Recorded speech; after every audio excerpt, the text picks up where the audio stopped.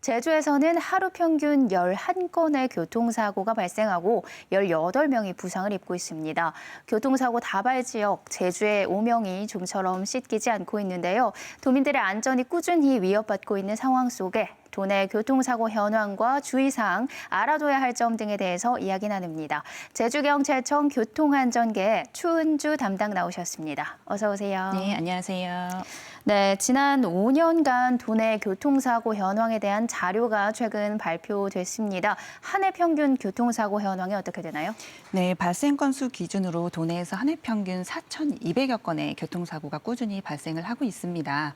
올해도 벌써 3월 말 기준으로 932건이나 발생을 했습니다. 네, 교통사고를 줄이기 위해서 경찰, 행정기관 참 많은 분들이 애를 쓰고 계신데 안타깝게도 사고가 끊이질 않고 있습니다. 유형별로 좀 살펴볼게요. 어떤 사고가 가장 많이 발생하고 있나요? 예, 작년 한 해 같은 경우에는 전체 교통사고 중에 차대차 사고 비율이 42%로 가장 많은 비율을 차지했습니다. 네. 또한 최근 5년 동안 법규 위반별 사고 건수를 살펴본 결과 안전운전, 불이행이 48%로 1위를 차지했고요. 다음으로 안전거리 미확보, 신호위반, 교차로 통행 방법 위반, 보행자 보호 불이행 순으로 나타났습니다. 네, 안전운전 의무 위반, 또 안전거리 미확보처럼 운전자의 과실로 인한 사고가 많습니다. 사망사고도 좀처럼 크게 줄지 않고 있다고요? 네, 한 해 평균 도내에서도 약 70여 분의 이제 교통 사망 사고가 계속해서 발생을 하고 있는데요. 다만 이제 작년 같은 경우에는 52분이 돌아가셨는데 네. 전년도와 비교했을 때 24%가 감소를 해서 역대 최저치를 기록을 했습니다. 네. 사고 사례를 하나 소개해드리면요. 작년 12월 말경에 제주시 일주서로 재성마을 앞 도로상에서 폐지를 실은 보행 보조기를 끌고 가던 80대 여성 보행자를 때마침 현장을 지나던 이제 화물 차량 운전자가 우측 앞 범퍼 부분으로 이제 충격을 하면서 네. 치료 중 사망을 했던 사고가 있었습니다. 네, 운전자와 보행자 모두가 조금만 더 경각심을 가졌더라면 막을 수 있었던 사고가 아닌가 참 안타까운 마음이 듭니다. 지난해 교통사고로 목숨을 잃는 사례가 역대 최저치를 기록했다고 하셨는데 유독 과속으로 인한 사망사고가 많았다고요? 네, 작년 한 해 과속으로 인한 사망자는 11명이었고요. 네. 그 전년도와 비교했을 때 83%나 증가를 했습니다. 이 또한 이제 사고 사례를 하나 소개를 해드리면 작년 8월경에 제주시 516도로 마박목지 도로상에서 네. 서귀포시 방면에서 제주시로 이동하던 승용 차량 운전자가 네. 좌로 구분 편도 1차로상에서 우측에 있던 연석을 충격을 하면서 차량이 전도돼서 이제 40대 운전자분이 사망을 하셨습니다. 네, 516 도로 교통사고 자주 일어나는 곳이죠.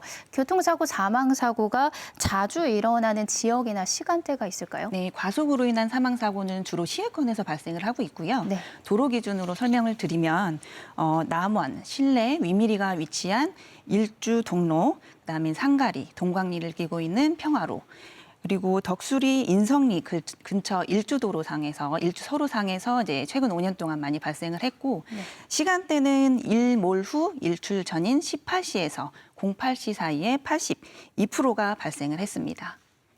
네, 밤 시간대는 단속이 어렵고 또 통행이 적으니까 이른바 얌체 운전을 하다가 사고로 이어지는 게 아닌가 추측이 됩니다. 교통사고를 줄이기 위해서 여러 사업을 펴고 있습니다. 그중 체감도가 높은 게 단속인데 효율이 어떤가요? 예, 작년 한 해 교통 단속 건수는 약 34만 5천여 건이었고요. 네. 그 전년도와 비교했을 때 84% 정도 단속 수치가 증가를 했습니다. 이제 여러 가지 요인들이 있는데 작년 4월부터 안전속도 5030 제도와 함께 어린이 보호구역 내 무인 단속 카메라가 늘어나면서 네.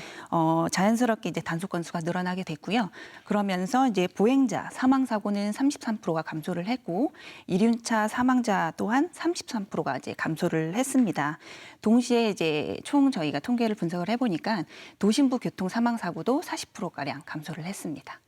네, 단속이 효과가 있네요. 올해 초부터 경찰이 더 집중해서 단속하는 곳이 있습니다. 바로 스쿨존 어린이 보호구역인데요.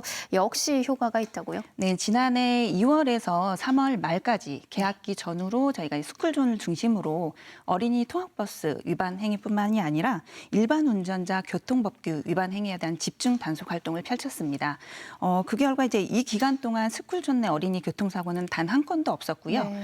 그 이후에 이제 스쿨존 외 교통사고도 같은 동기간과 비교했을 때 약 71% 정도 감소하는 효과를 거뒀습니다. 이제 어린이 통학버스 준수사항 같은 경우에는 어린이 안전도 미착용이 많았는데 이제 총 단속 건수는 이제 169건으로 나타났고요. 네. 그다음에 횡단보도 보행자 보호 불이행 같은 경우에는 178건이 단속 건수, 단속 실적이 나왔습니다.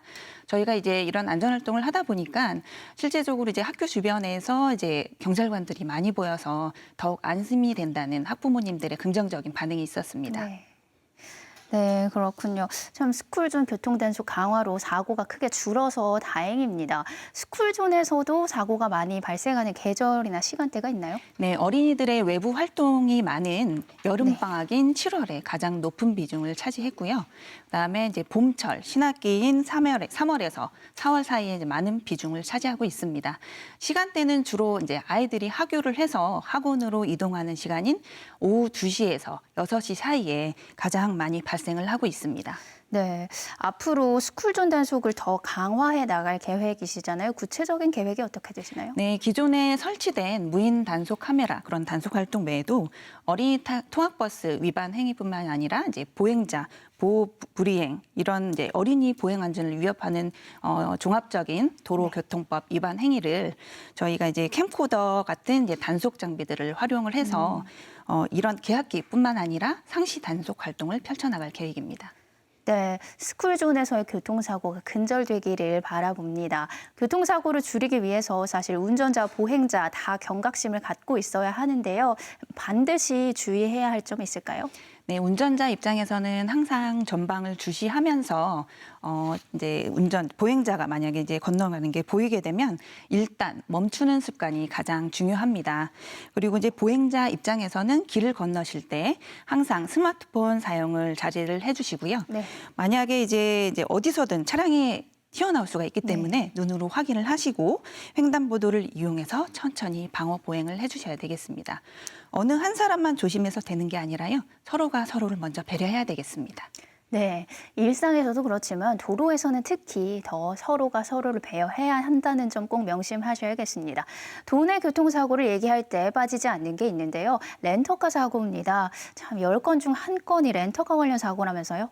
네, 도내 렌터카 사고 같은 경우에는 전체 교통사고의 13% 이상을 차지하였는데요. 네. 관광도시인 특성상 전국 평균 4% 대비 3배 이상 높은 수준으로 나타났습니다.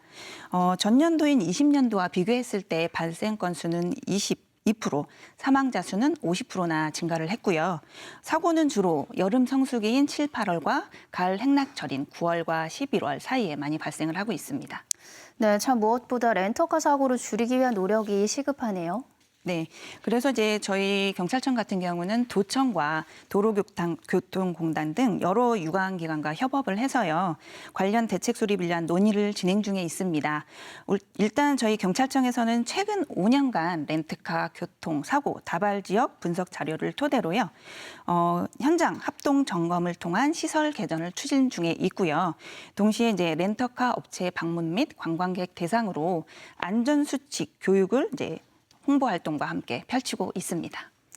네, 또 지난해 말부터 인터넷 커뮤니티에서 참 많이 보인 내용이 있습니다. 교차로 우회전을 할 때 규정이 강화된다는 이야기가 참 회자가 됐는데 바뀐다 아닌다 말이 많았는데 법규가 강화된 게 맞죠? 저도 참 개인적으로 궁금하거든요. 네, 처벌 규정이 새로 생긴 거는 아니고요. 네. 일단 일시정지 의무가 법률상에 명시가 된 겁니다. 네. 그래서 일단 중요한 포인트만 알려드릴게요.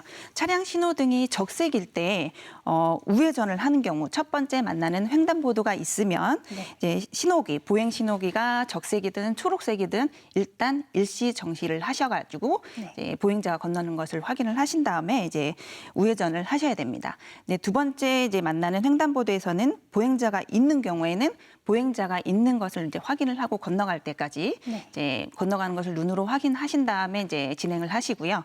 만약에 이제 보행자가 없을 때는 보행자 신호와 관계없이 서행하시면서 이제 운행이 가능하십니다. 네.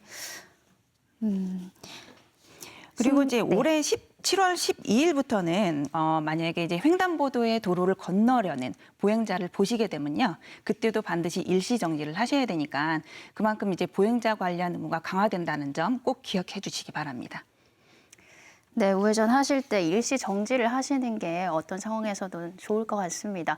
순간의 착오가 다른 사람 목숨까지 위험하게 만들 수 있는 게 도로인데요. 운전자, 보행자 모두가 교통사고의 주범이 될 수 있다는 점 명심하셔야겠습니다. 오늘 말씀 여기까지 듣겠습니다. 출연해 주셔서 고맙습니다. 감사합니다.